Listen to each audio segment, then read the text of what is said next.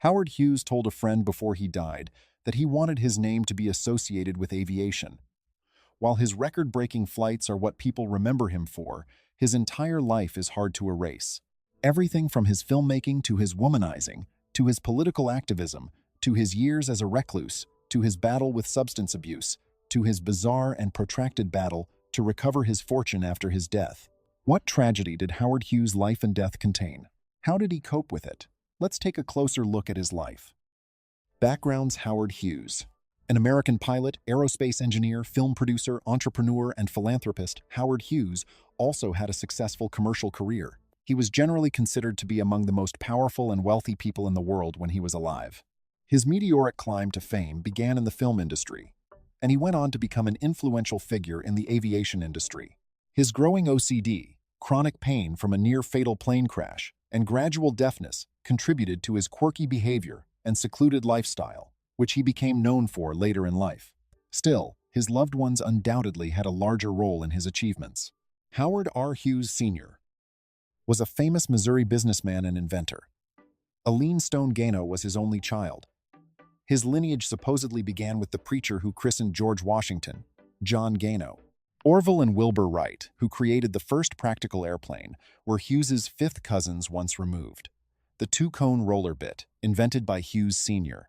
in 1909, allowed rotary drilling for petroleum to be done in places that had previously been unreachable. In 1909, the elder Hughes founded the Hughes Tool Company, and, after making the astute and lucrative choice to lease the pieces instead of selling them, commercialized the invention. He also acquired several early patents. Rupert Hughes was an accomplished filmmaker, screenwriter, and novelist. Hughes was his uncle. He was born in Harris County, Texas, on the 24th of December, 1905, according to his 1941 birth certificate, which has the signatures of his aunt, Annette Gano Lummis, and Estelle Boughton Sharp. Nonetheless, his birthplace was not included on his baptism certificate, which was published in the parish registration of St. John's Episcopal Church in Keokuk, Iowa, on the 7th of October, 1906. But his date of birth was the 24th of September, 1905. Science and technology piqued Hughes Jr.'s attention from a young age. He had an exceptional aptitude for engineering. At the young age of 11, he constructed the first wireless radio transmitter in Houston, continued using the call sign W5CY, formerly 5CY. He became one of the first licensed ham radio operators in Houston. Photographed by a Houston newspaper when he was 12 years old, Hughes was the city's first child to ride a motorized bicycle he had built from components of his father's steam engine. Despite his interest in mechanics, aviation, and mathematics, he was an apathetic student. In 1921, he enrolled at Fessenden School in Massachusetts after taking his first flying instruction when he was 14 years old. Hughes attended the Thatcher School for a short time before deciding to attend Caltech to study aeronautical engineering and mathematics, currently known as Hughes House, on the campus of the University of St. Thomas. Thomas, the red brick house where Hughes resided as a child at 3921 Yoakum Boulevard in Houston, remains intact. The consequences of an ectopic pregnancy claimed his mother Aline's life in March 1922. A heart attack took the life of Howard Hughes Sr. In 1924, it appears that Hughes was moved to include the construction of a medical research facility in his 1925 will, which he signed at the age of 19 after their deaths. After Aline passed away, nobody changed Howard Sr.'s will. Consequently, the majority of the family fortune went to Hughes Jr. At the age of 19, Hughes was granted full autonomy by being declared an emancipated minor. As he matured, Hughes became a passionate and skilled golfer. As a young man in his 20s, he aspired to play golf professionally and routinely shot scores that were close to par. Notable golfers, like Gene Sarazen, were regulars in his game. Eventually, he stopped competing and went on to other things. Clubs like Bel Air Country Club, Wilshire Country Club, and Lakeside Golf Club were Hughes' daily golf haunts in Los Angeles. Among the partners were Ozzie Carlton and George Von Elm. After injuring himself in the 1920s and being unable to play again after the XF-11 catastrophe, Hughes's golfing career declined. His father's death occurred shortly after he left Rice University. His marriage. Ella Botts Rice was his great-niece. She was the daughter of Houston residents David Rice and Martha Lawson Botts. He wed her on the 1st of June 1925. William Marsh Rice is the namesake of Rice University. They went to California so he could launch his film career. They settled into the Ambassador Hotel, where Hughes made his first feature picture, Swell Hogan, and also learned to fly a Waco. However, his marriage and his entire world were about to crumble. A man for the ladies. Once Hughes' 4-year wife Ella returned to Houston and filed for a divorce in 1929, he dated a slew of famous women, including Joan Crawford, Deborah Paget, Billy Dove, Faith Demergue, Bette Davis, Yvonne DiCarlo, Ava Gardner, Olivia de Havilland, Katharine Hepburn, Hedy Lamarr, Ginger Rogers, Pat Sheehan, Gloria Vanderbilt, Mamie Van Doren, and Jean Tierney. Joan Fontaine's autobiography, No Bed of Roses, details the several times he proposed to her. He was joined at the Hells Angels premiere by Jean Harlow. Years later, Noah Dietrich said that Hughes' hatred of Harlow was the sole reason their relationship was professional. According to Dietrich's 1971 book, Howard, The Amazing Mr. Hughes, Hughes had a great admiration for Jane Russell, but never went for a romantic relationship with her. After a party, Hughes tried to bed her, according to Russell. Hughes assured Russell that it would never happen again when she declined, even though she was married at the time. They kept up a close personal and professional relationship for a long time. Tierney, who was referred to as saying, "I don't think Howard could love anything that did not have a following," about Hughes's failed efforts to woo her, stayed friendly with him as well. Hughes later paid for Daria's top-notch medical care when she was born deaf, blind, and severely impaired in her capacity to learn, all because Tierney contracted rubella while she was pregnant. Hughes wed actress Jean Peters at a small Nevada motel on the 12th of January 1957. Before Peters' career in cinema, the two had met in the 1940s. They were in the public eye throughout their 1947 relationship, and she considered marrying him but ultimately decided against it because of her demanding job. According to several accounts that surfaced later, Hughes had his security detail accompany Peters everywhere she went, regardless of whether they were romantically linked or not. The actor Max Showalter, who became close friends with Peters on the set of Niagara, confirmed the rumors. Showalter said to an interviewer that Hughes's men told him to stop seeing Peters due to his frequent visits with her. After that, Hughes stopped interacting with women altogether, but it was only the beginning of his problems. Controversies. Scottish shipping magnate James Mackay, 1st Earl of Inchcape, sold his opulent steam yacht, the Rover, to Hughes in 1933. "I purchased the Rover without ever seeing it," according to Hughes. "All I had were plans, photos, and reports from Lloyd's surveyor. Based on my observations, the English are unparalleled when it comes to honesty." He then sold the boat to Swedish businessman Axel Wenner-Gren after rechristening it Southern Cross. On top of his questionable business decisions, Hughes became entangled in another controversy, this one with the potential to endanger Gabriel S.'s life when he careened over Gabriel S. On the 11th of July 1936, near the intersection of 3rd Street and Lorraine in Los Angeles, Meyer was a pedestrian with his automobile. Following the event, he was sent to the hospital and officially certified sober. However, the attending physician did observe that he had consumed alcohol. Hughes was going too quickly and irresponsibly, according to a witness, while Meyer was standing in the safety zone of the streetcar stop, according to the authorities. Upon being arrested for negligent homicide, Hughes was held in jail overnight. However, his attorney, Neil S. McCarthy, was able to secure his release until a coroner's inquiry by obtaining a writ of habeas corpus.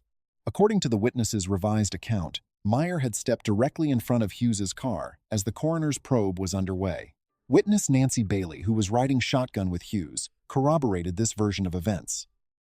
The coroner's jury that heard Meyer's inquest on the 16th of July 1936 concluded that Hughes was not responsible. "I was driving slowly when a man stepped out of the darkness in front of me," Hughes told reporters outside the court. Years down the road, Hughes encountered still another obstacle this time, a political one. Trump got a loan of $200,000 from Hughes just before the 1960 presidential election. He was Richard Nixon's brother.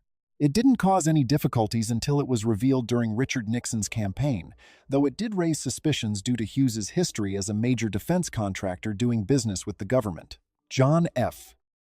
Kennedy narrowly defeated Richard in the contest, and Richard eventually came to feel that Hughes' money was the reason. B. Ribazzo was the president's buddy, and after Richard assumed office in 1968, Hughes had an aide pay him a large quantity of money. The money was allegedly paid to Hughes in exchange for preferential treatment of his casino and aviation companies by the government, according to congressional investigators. Hughes had now offered Richard Nixon monetary support twice. Fearing for his re-election in 1972, Richard ordered his brother Donald to collect information and keep the Democrats in the dark about the bribe. Former Hughes business consultant John Meyer offered to provide confidential information to Donald, sensing the brothers' desperation. Donald was unaware that Meyer planned to propagate lies against Nixon's campaign with the help of former Vice President Hubert Humphrey and others. They were eager to play on Howard Hughes's sentimentality because they knew it was a weak place. Meyer was dishonest with Donald when he said that, thanks to Larry O'Brien's confidential intelligence about Richard Nixon's criminal contacts with Howard Hughes, the Democrats would easily win the election. Although O'Brien did not have such knowledge, Meyer wished Richard Nixon would think otherwise. It is thought that the urge to uncover what O'Brien knew about Nixon's relationship with Hughes may have led to the Watergate break-in, since Donald informed his brother that O'Brien possessed material that might undermine his campaign. If you find Hughes's dabbling in politics to be insane, wait till you see him go bonkers in his latter years. Deterioration in mental and physical faculties because of his severe case of obsessive-compulsive disorder. What Dietrich claims is true is that he never varied his dinner menu. The dish consists of a medium-rare New York strip steak, dinner salad, and peas, but just the smaller ones, not the bigger ones. He insisted on having his eggs cooked the way his grandmother Lily always prepared them for breakfast. Hughes's obsession with secrecy and his fear of germs drove him to extreme measures. He grew fixated on a little flaw in one of Jane Russell's blouses during filming The Outlaw. He thought the cloth crinkled at a seam. To help the team figure out what was wrong, he wrote a detailed note.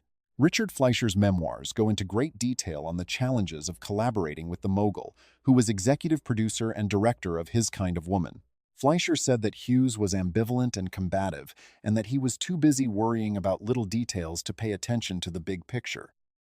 He went on to say that he doubted the film would ever be finished due to Hughes's frequent mood swings.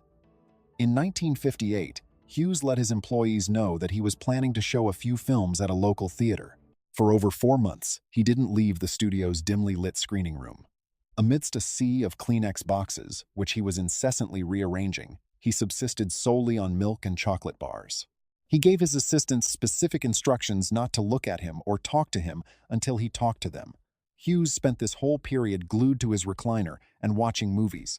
He didn't have good personal hygiene when he finally showed up in the summer of 1958. It had been weeks since he had bathed, much alone cut his hair or nails. Allodynia, in which normally harmless stimuli produce a painful reaction, might have been to blame. Hughes moved to a bungalow at the Beverly Hills Hotel after the incident in the screening room. He hired rooms for his staff, wife, and several girlfriends. He used to watch movies in his bedroom while undressed, using a pink napkin to cover his privates. This may be due to his allodynia, a condition that made even the slightest touch of fabric unpleasant for him. People with persistent pain, especially those without therapy, sometimes find solace in watching movies, so he may have done the same. His annual expenditure at the hotel was close to $11 million. Hughes started buying up Texas-based restaurant chains and four-star hotels. This contains, if only for a short time, several obscure franchisees who have since gone bankrupt. Not long after he gave the Howard Hughes Medical Institute ownership of the eateries, he auctioned off all of the licenses. The 1968 film Ice Station Zebra captivated him so much that he played it again at home. He supposedly viewed it 150 times, according to his advisors. He spent $12 million for each copy and watched it over and over again, consumed by guilt over his commercial and critical bomb, The Conqueror. Paramount Pictures acquired the rights to the picture in 1979, which was 3 years after his demise. To maintain his hygiene, Hughes was adamant about using Kleenex whenever he picked up an object. It was common for him to criticize people's clothing by pointing out stains, dust, or other imperfections, and then insist that they fix them. Even while tabloids kept spreading rumors about Hughes' whereabouts and conduct, the once famous American finally faded from the public eye. He was said to be near death, mentally unstable, or perhaps dead. Hughes was in agony for most of his adult life as a result of injuries he incurred in many aircraft accidents. As a result of these injuries, he finally acquired an addiction to codeine, which he injected intramuscularly. The agony that he had as a result of the RSD-CRPS that was triggered by the plane crash was probably the reason why he only got his hair and nails cut once a year. In addition to that, he stored pee in bottles. It was a 1954 Chrysler New Yorker that Hughes owned, and it was modified with an air filtration system that was designed for aviation and took up the bulk of the trunk space. During his latter years in Las Vegas, the wealthy and elderly Hughes began traveling from hotel to hotel, always sleeping in the penthouse on the highest floor. He was accompanied by his entourage on this journey. He resided at hotels in Beverly Hills, Boston, Las Vegas, Nassau, Freeport, and Vancouver over the final 10 years of his life, which spanned from 1966 to 1976. On the day of Thanksgiving, the 24th of November, 1966, Hughes arrived in Las Vegas by way of a railroad car and booked into the Desert Inn. Following Hughes's refusal to vacate the property and his desire to prevent more conflicts with the proprietors, the Desert Inn was acquired by Hughes at the beginning of 1967. The 8th floor of the hotel became the center of Hughes's business, while the penthouse on the 9th floor became his residence. It was between 1966 and 1968 that he acquired a large number of other hotel casinos, among which were the Sands, the Castaways, the New Frontier, and the Landmark Hotel and Casino. It was primarily to move the famed neon Silver Slipper that he acquired the small Silver Slipper Casino. This slipper could be seen from his bedroom and was said to have kept him awake at night. In the aftermath of Hughes' departure from the Desert Inn, the staff at the establishment saw that his drapes had not been opened throughout his whole stay and had become rotted through. He wanted the image of Las Vegas into something more glamorous. "I want to think of Las Vegas as a well-dressed man wearing a dinner jacket and a highly jeweled and furred woman coming out of an expensive automobile," he said in a note to an assistant. He said, "I like to think of Las Vegas as a meeting of two people." The fact that he did not do much with his acquisition of a large number of local television stations, including KLAS-TV, makes it difficult to understand how he intended to improve Las Vegas. Hughes's decision-making was significantly influenced by several factors, including the brain trauma he sustained as a result of his previous injuries, the detection of neurosyphilis signs in 1932, and the absence of a diagnosis of obsessive-compulsive disorder. Frank William Gay was the leader of a tiny committee that was first used as Hughes's secret police at 7000 Romaine. This committee was commonly referred to as the Mormon Mafia because of the significant number of members who were members of the Church of Jesus Christ of Latter-day Saints. This group, on the other hand, kept a close eye on and exercised control over important business assets throughout the subsequent 20 years. In addition to monitoring his health and maintaining the day-to-day operations of the firm, they made great efforts to ensure that all of his requirements were successfully met. Hughes, for instance, developed a preference for Baskin-Robbins banana nut ice cream and placed a huge order for it, only to find out that the flavor had been discontinued since it was no longer available. They requested the smallest quantity that the company could provide for a bespoke order, which was 350 gallons or 1,300 liters, and they had it sent from Los Angeles. A few days following the delivery, Hughes stated that he had had enough of banana nut ice cream and that he preferred French vanilla ice cream instead. Over 1 year, the Desert Inn offered free banana nut ice cream to patrons of the casino and the establishment. Robert Mayhew, who had previously served as the chief of Nevada operations for Howard Hughes, revealed in an interview that he had conducted in 1996 that there is a story that there is still some banana nut ice cream in the freezer. Most likely, this is the case. Hughes was able to wield a great amount of political and economic power in Nevada and around the world as a result of his ownership of a number of large Las Vegas businesses. The underground nuclear testing that took place at the Nevada test site was something that he opposed during the 1960s and early 1970s. He made an effort to put an end to the tests because he was worried about the possibility of exposure to leftover nuclear radiation. In two separate last-ditch efforts, he instructed his emissaries to pay bribes totaling $1 million to both President Lyndon B. Johnson and President Richard Nixon. On the other hand, despite his efforts, the tests were ultimately finished, and the explosions were powerful enough to rock the entire hotel where he was staying. After weathering the turbulent and occasionally chaotic life of her spouse, Jean Peters filed for divorce from Hughes in 1970. Hughes was the subject of her divorce petition. Since the two had stopped living together many years before, this was an opportunity for them to finally go their ways and move further apart. She sought a lifetime alimony payment of $70,000 per year, adjusted for inflation, and she relinquished all claims against Hughes' inheritance, stating that she did not want any portion of it. Although Hughes made her an offer of a settlement that was greater than $1 million, she refused the deal. She refused to expose her life with Hughes, despite turning down multiple lucrative offers from publishers and biographers, as stated by Hughes's aides. Hughes never spoke negatively about her, and she, in turn, refused to disclose her life with him. The only thing that Peters would say was that she had not seen Hughes in several years before their divorce, and that the only way she had connected with him was over the telephone. The Intercontinental Hotel in Nicaragua, which is located close to Lake Managua, was the place where Hughes was looking for peace and safety. Following the occurrence of a magnitude 6.5 earthquake in Managua in December 1972, he relocated to a massive tent that was facing the hotel as a precautionary measure. Next a few days, he went to the Nicaraguan National Palace and remained there as Anastasio Somoza Debaille's guest. The next day, he boarded a private plane and traveled to Florida. In the following step, he relocated to the penthouse that he had recently acquired at the Xanadu Princess Resort, which is located on Grand Bahama Island. Over the final 4 years of his life, he spent most of his time living at the Xanadu Beach Resort and Marina Penthouse. He made an investment of $300 million in his many properties located in Las Vegas. In 1972, novelist Clifford Irving made news when he said that he had co-written and authorized Hughes' autobiography. Irving's assertion was a source of controversy. Irving said that he and Hughes communicated through the United States mail, and he offered evidence in the form of handwritten letters that Hughes reportedly received to their correspondence. McGraw-Hill Inc., the publisher, was duped into thinking that the text was authentic for some reason. Hughes, on the other hand, was so reclusive that he did not immediately publicly deny Irving's assertion. As a result, many people went on to assume that Irving's book was accurate.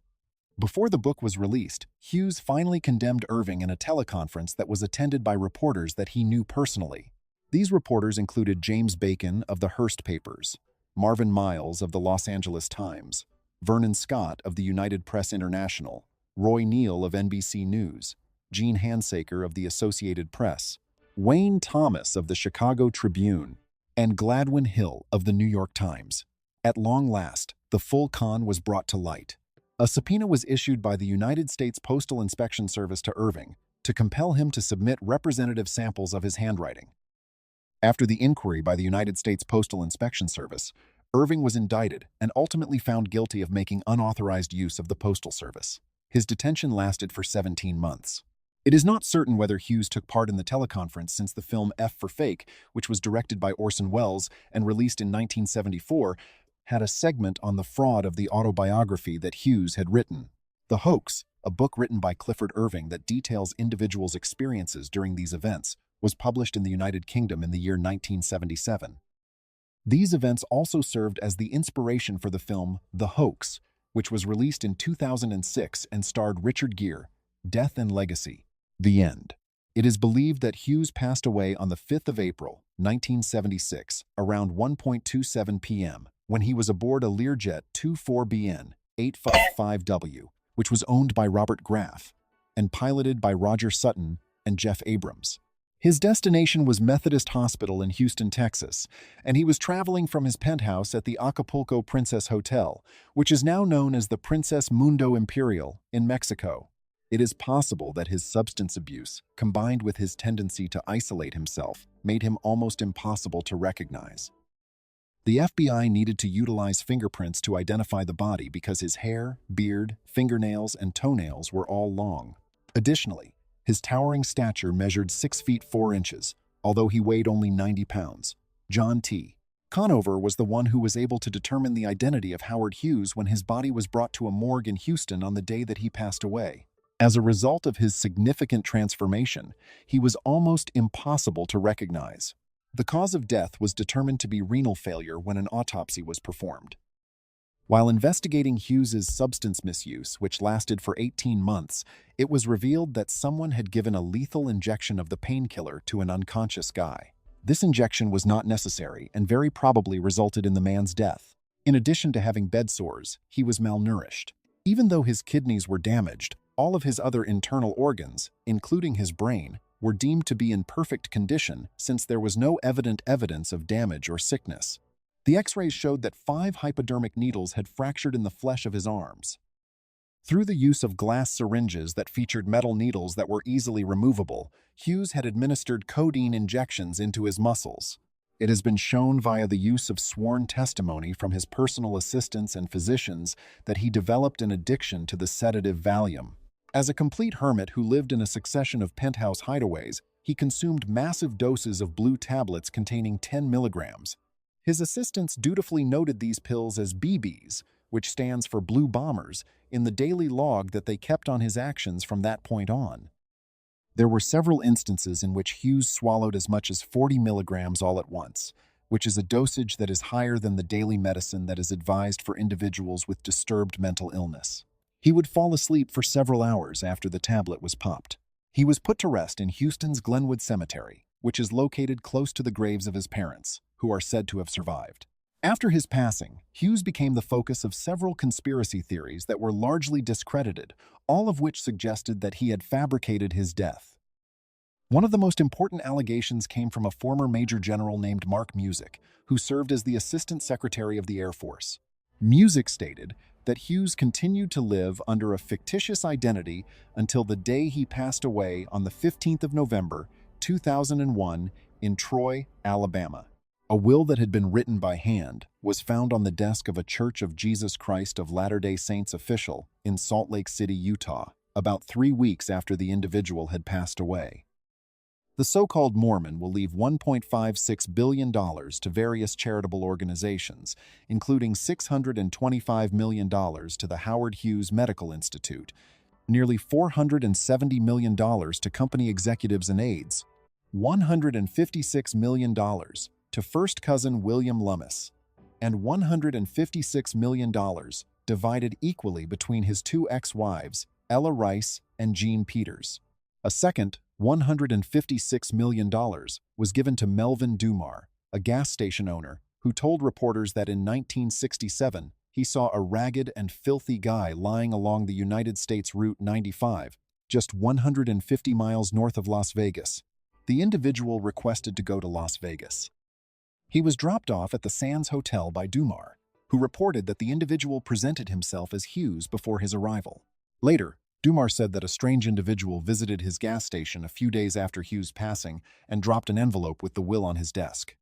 This occurred after Hughes had passed away. Unclear if the will was authentic and unsure what to do, Dumar left it at the LDS church office. A court in Nevada ruled in 1978 that the Mormon would be a fraudulent document, and Hughes passed away without leaving a will. The narrative of Dumar was subsequently adapted by Jonathan Demme into the film Melvin and Howard, which was released in 1980. In 1983, the bequest of $2.5 billion that Hughes had left behind was finally distributed to 22 relatives, one of which being William Lummis, who is currently serving as a trustee for the Howard Hughes Medical Institute. According to the decision of the Supreme Court of the United States, the aircraft belonging to Hughes was in the possession of the Howard Hughes Medical Institute, which subsequently sold it to General Motors for $5.2 million in the year 1985. The claims that were brought forward by the states of California and Texas, claiming that they were due inheritance taxes, were dismissed by the court. Terry Moore, who claimed that she and Hughes secretly married aboard a boat in international seas near Mexico in 1949 and never divorced, received an unknown sum from Hughes' estate in 1984. Moore alleged that Hughes and Moore never divorced. It was once clarified by Howard Hughes that he was a billionaire. It is believed that his estate is worth $2.5 billion, and it has become the subject of a court battle that has lasted for 34 years and involved over 600 people who claim to be his heirs. The chaos that ensued after his passing is an excellent illustration of the problems that might arise as a consequence of inadequate estate preparation. Because Hughes did not leave a will, his estate was subject to a protracted process of probate proceedings, during which several parties competed for a portion of his legacy. The estate was finally settled after years of court battles and the accumulation of millions of dollars in expenditures for legal services. In his lifetime, Hughes was the most prominent private employer in the state of Nevada and served as a cover for the activities of the Central Intelligence Agency's Glomar Explorer. The executives of Summa Corp, which Hughes controlled alone and which continues to manage his enormous real estate, casino, and hotel holdings, in addition to his airline, claimed that the elderly man was attentive and directed the show from behind the scenes. Hughes was the only owner of Summa Corp. In reality, he was in the midst of a life that was entirely disordered. The daily journal that Hughes kept, which was cited as evidence in the ongoing court processes, reveals that he spent the majority of his waking hours watching suspense films, going to the restroom, and tinkering with his meals. Hughes had suffered from constipation for several years. He would regularly consume a single piece of chicken for 2 hours while nibbling on it. When Hughes was watching The Ipcress File, a film from the 1960s that was about brainwashing, he wrote an emotional note in his journal on the 9th of November, 1971, at 10 o'clock in the morning. Hughes was unable to endure the scene of torture in Reel 3, according to an assistant. This is most likely because Hughes had been subjected to torture himself. The acts of Hughes caused enormous suffering for a number of other people. Over the course of his whole life, he repeatedly set his friends and adversaries against one another, therefore creating the basis for the power struggle that would eventually take place. He is a legend, but he is not someone who should be emulated in any way, shape, or form. Regarding the life of Howard Hughes, what are your thoughts? Post your thoughts in the comments section below. We thank you for watching. If you found this video to be enjoyable, proceed to the next video that appears on your screen.